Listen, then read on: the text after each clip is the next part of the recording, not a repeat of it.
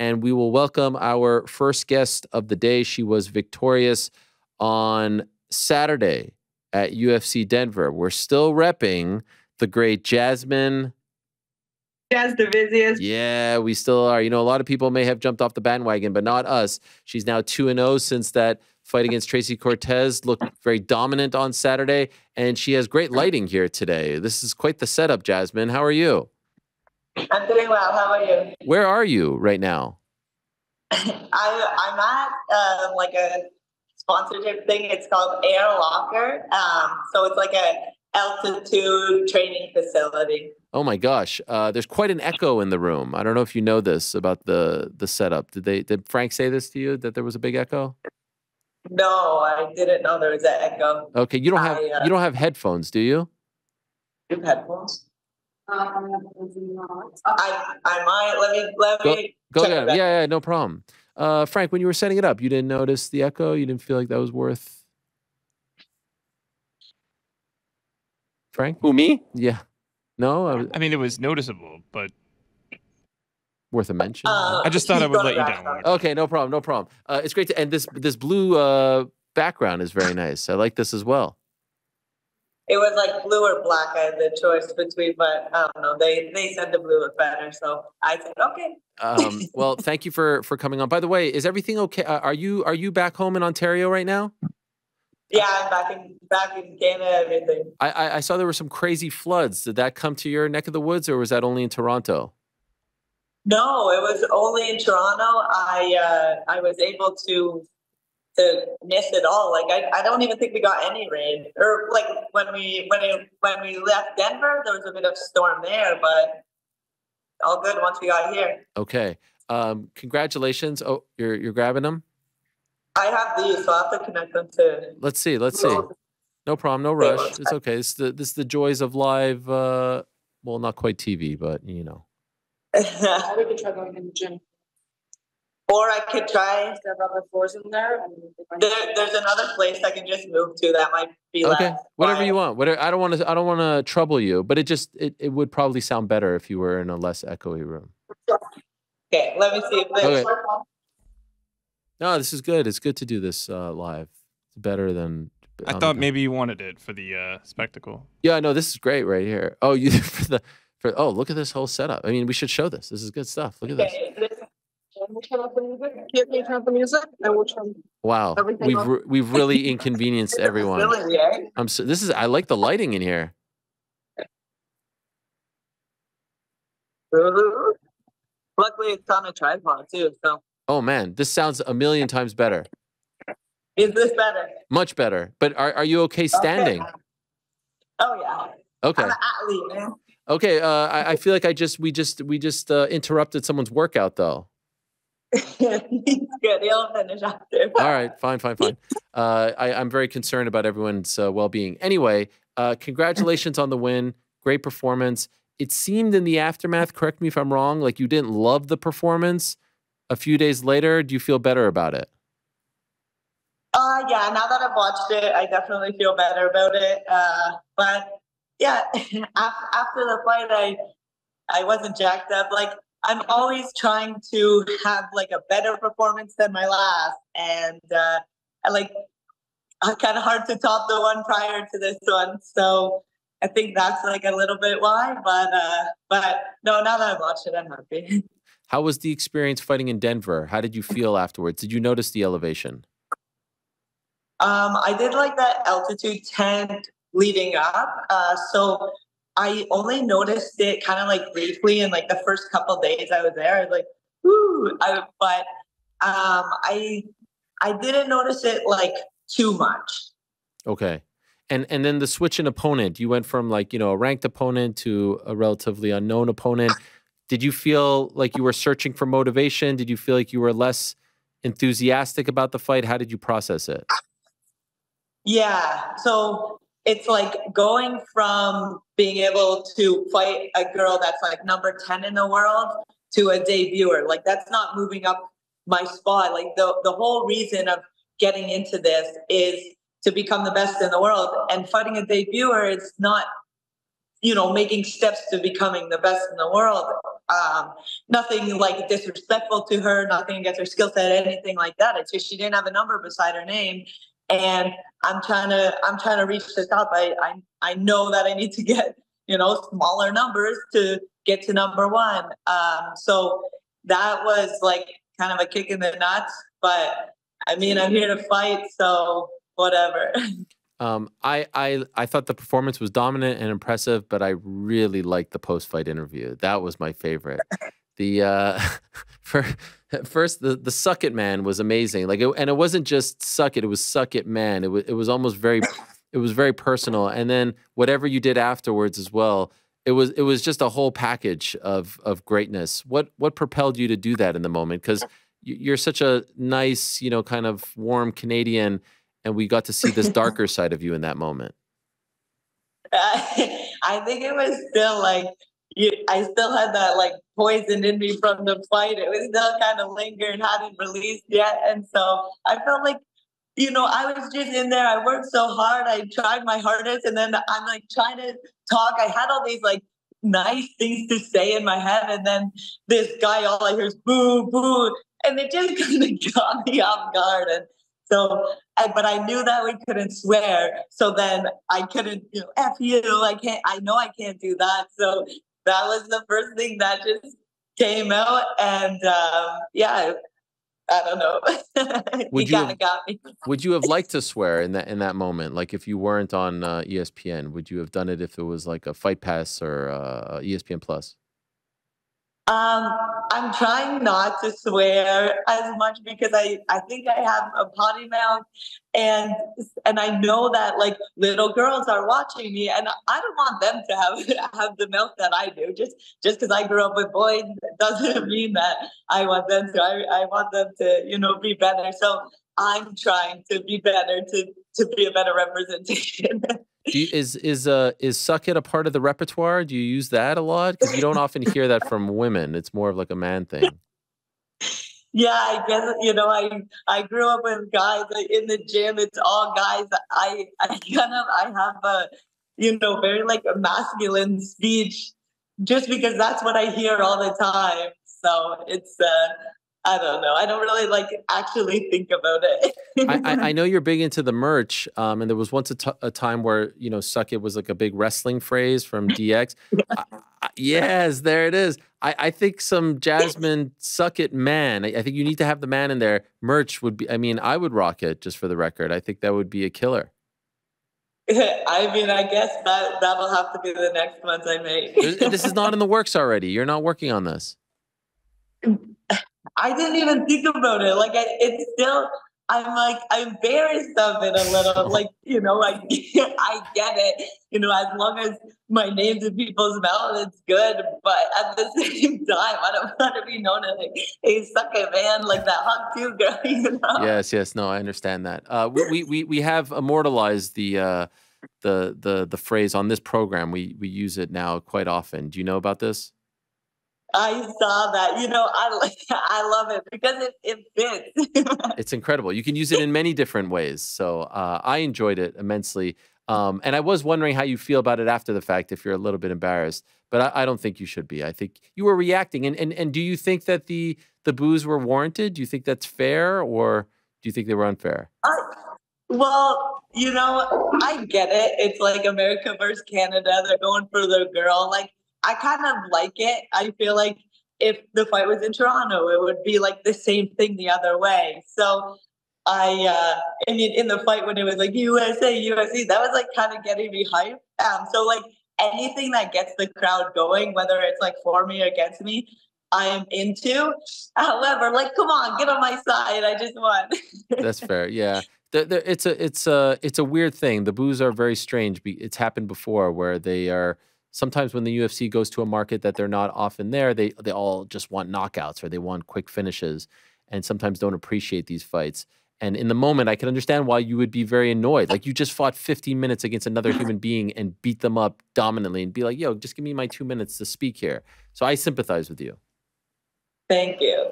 And so, you get that win, and I know you said that it wasn't, the win over the ranked opponent, but I tend to feel like a win is a win in the UFC, and it's just a matter of racking up as many as possible to go on a run. I know around a year ago, you were disappointed with the Tracy fight, but now do you feel like you're in a groove? Do you feel like you've got your mojo back, that you're primed for a run here? Yeah, I think so. I think that look what I just did to a debuter, like 30-27, right? So like, give me a ranked person, and let me see where I'm at against the best in the world. Aaron Blanchfield, you want that one?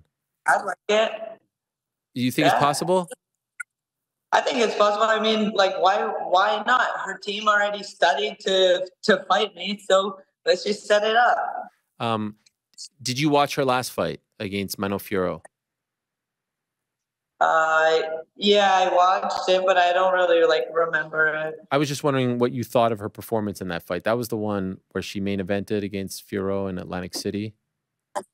Yeah, no, I remember watching the fight, but it's like when I've got a fight book, I kind of don't pay attention to anything else, and so now that I'm kind of free out of camp, out of everything, then I'm gonna catch up on everything, see who I'm gonna call out next. She's obviously a good option. I remember her being on the radar before, so we'll see what Nick has in store for me. What was it like being on the card and Tracy, who you had fought, being in the main event? What was that like for you? That bugged me, obviously. I feel like, I broke my orbital in that fight, so I was fighting two of her versus one, right away in the start. I still arguably think I won the fight. In the fight, watching it now, I'm like, okay, I can see how the judges maybe gave it to her, but I still think I won that fight. But I mean, whatever. It made me a better fighter in the future, for now and everything. So I'm thankful for that experience. However, yeah, it kind of bugged me, but I had my own shit going on. I had a fight going on, so I wasn't really paying attention to any of that stuff. People were like, "Oh, did you see your eyelash thing?" I'm like, I don't really give a fuck about any of this stuff. If her name's in my mouth, that's more popularity to her, and I want my name in people's mouth, not hers. That's fair. I understand. Did you see her at all, in the hotel or anything like that? Oh yeah. I saw her around a couple of times, but I don't know. Whatever. No interactions. No, really, no. Okay. Did you see the eyelashes fly off in the fight? I didn't. I was at dinner. Oh, okay. You couldn't be bothered. Would you ever fight with eyelashes? With extensions or whatever they're called? No, I personally wouldn't, but I don't wear that. I don't do a lot of that girly stuff. I kind of wish I was better at it because that hot girls get opportunities and get better sponsorships and all that kind of stuff. So I kind of wish I was more girly and able to pose and all that kind of stuff. But I'm more like the guys, relax, sit by a car and do shit like that. I don't know. So I wouldn't, but that's just because I'm not good at that stuff. Do you think that there's an unfair double standard where it seems like, the girls who are quote unquote good looking will get opportunities, but as far as the men are concerned, it's not so much based on your looks? Yeah, I think so. But I mean, whatever. That's the world we live in. I feel like I get more opportunities because I'm a girl. So it's whatever. And I feel like my fans are true fans. They're not just because I'm hot or something like that. I feel like they're behind me for sure. Win or lose, they're genuine fans. So it's more quality over quantity for me. I like that. By the way, if ever faced with the predicament, would you cut your hair to make weight? Yeah, but I don't think it would work. I don't know. I kind of think that's a little bit bullshit. I don't know. I maybe I'm a conspiracy. Why bullshit? Why bullshit? I don't think the hair weighs that much. I feel my hair, maybe if it's wet, but I don't think hair weighs that much. And breathe out, I don't know. I can't imagine whatever. I don't know. Who knows? You thought it was a little suspect. But yeah, a little bit. But the fight still happened, so I get it. Okay. You did train with Rose, right? Leading up to this. What was that? No, did you not? I thought you did. Well, we didn't train actually. We said hi and everything. We were gonna, but then our rounds kind of got like mixed up. Oh. And so I only ended up training with Miranda, but we ended up taking a picture together, and I like met her and everything. So we didn't like train, but we trained in the same room. Got it. Because it was a weird thing where obviously Rose was fighting Macy, Miranda was fighting Tracy. Tracy gets taken away from that fight to go fight Rose once Macy is out. And then Miranda was left without an opponent. And then didn't you say to Miranda, like, I'd fight you once your opponent fell through? Yeah. So after that, then it was like, hey, you're fighting a girl that's like only one fight in or something like that. I'm fighting a debut. Would it make more sense? Like, we were really like talking about it, but like, you know, I thought she was like from Denver, so like maybe she would want all her family and all that kind of stuff. But yeah, it's like cool that we can fight each other and train together and like potentially fight each other in the future too. So I don't know, it's like she's a cool chick and she's got good pickles and good honey. I grabbed some from her. But yeah, like it's really cool. Like the girls that are kind of like up like the best in the world, there's like a humbleness to them, and they understand that kind of like about the sport and about martial arts, and I don't know, they're two cool, really cool chicks. She makes her own pickles and honey. What does she do? She harvests it. Yeah, wow. So I guess she has like a family farm as well as the local like honey farms that are around there. She'll kind of like harvest it. She'll make like different flavors, and yeah, I got like a mixed pack of the variety of like the honey. So that was nice. When I was like cutting weight, I was like sucking on those. So that was sweet, and then pickles as well. Like we got dill and bread and butter, and both excellent. Sweet, both literally and figuratively. Exactly.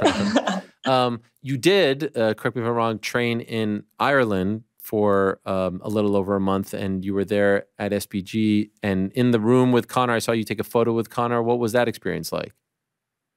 That was really cool. That was like inspiring for me to kind of like see his town and his gym and like the people that are around him, and like just seeing everything and seeing where he came from and like what he's become through martial arts and like through the sport, and he takes care of the people around him. Like, you know, a lot of people talk shit about him, but like, I don't know, put yourself in that guy's shoes, and he's a good dude. Like he's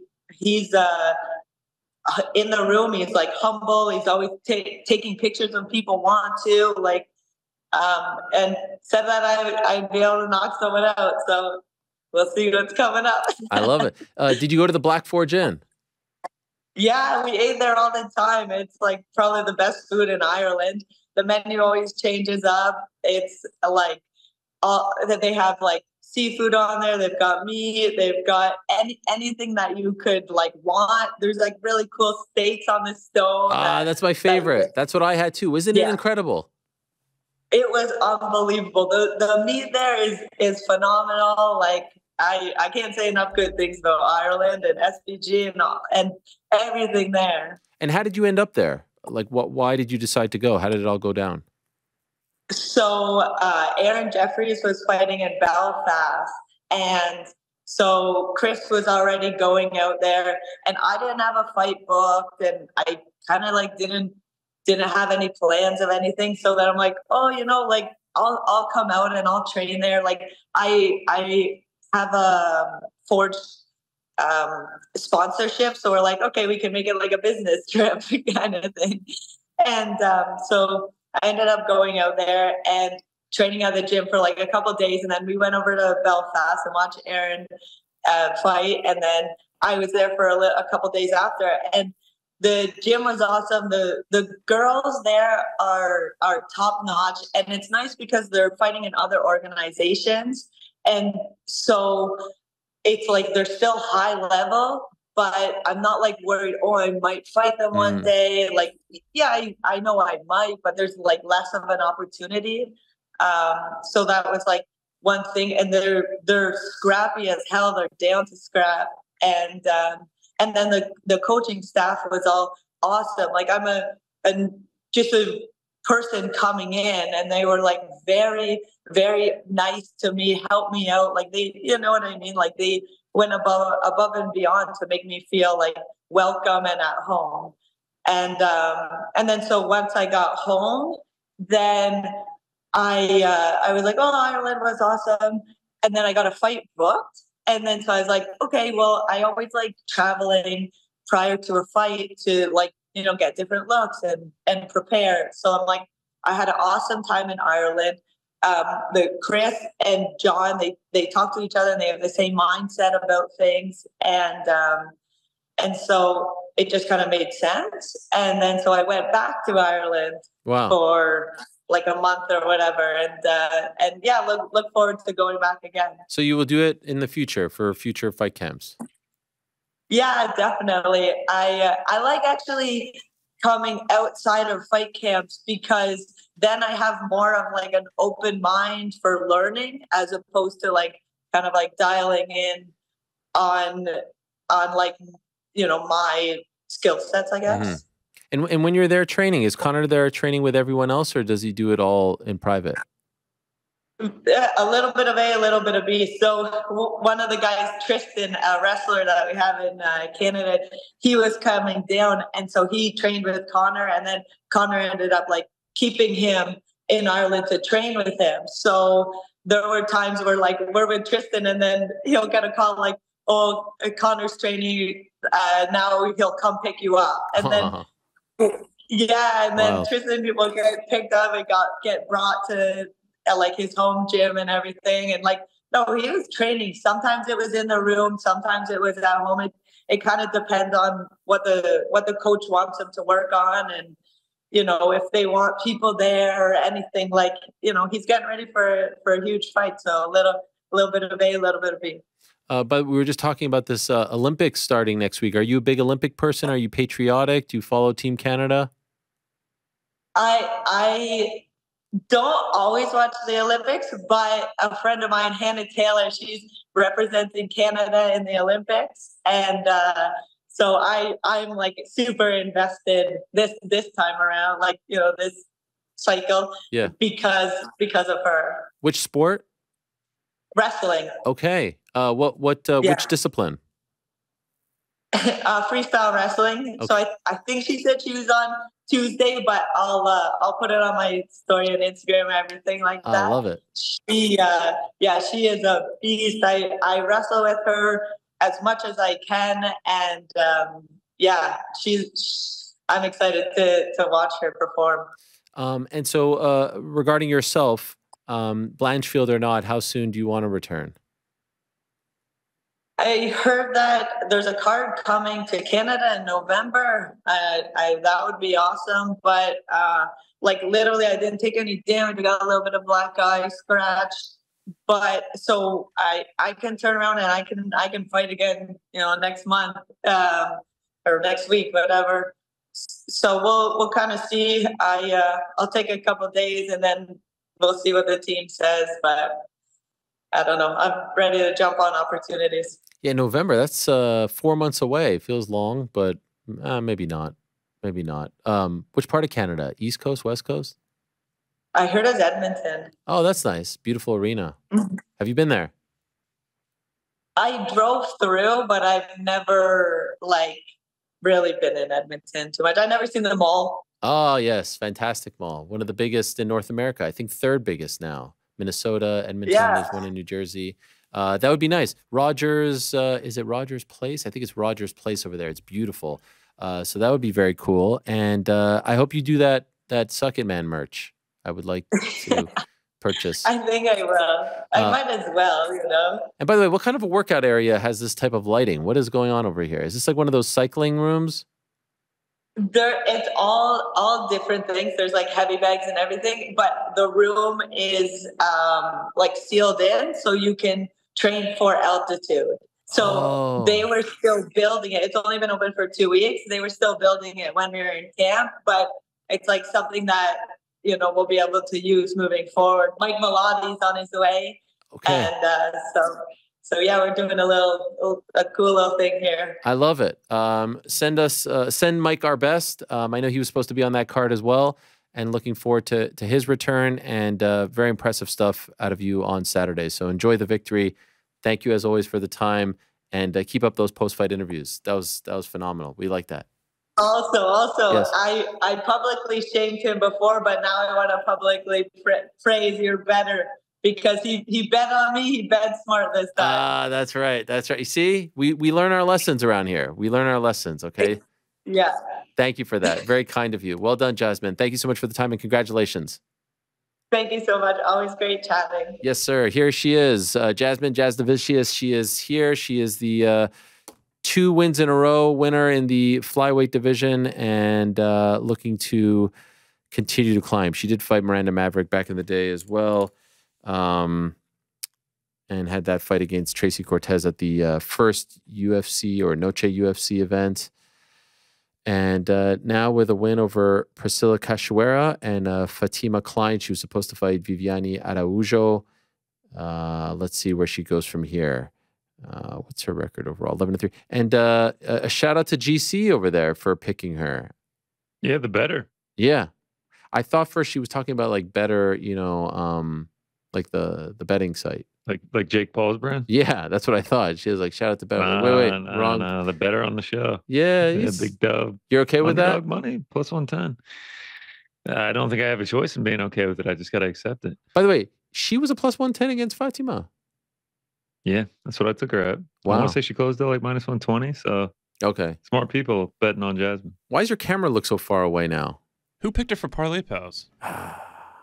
But you didn't have full faith in her, Frank. You took the plus 3.5 points, man. Better odds. Because it is farther away. During the interviews, I keep it farther away. You weren't expecting this little. Also, Connor, yeah, wasn't a weird echo coming from your room. Yeah, there is a weird echo.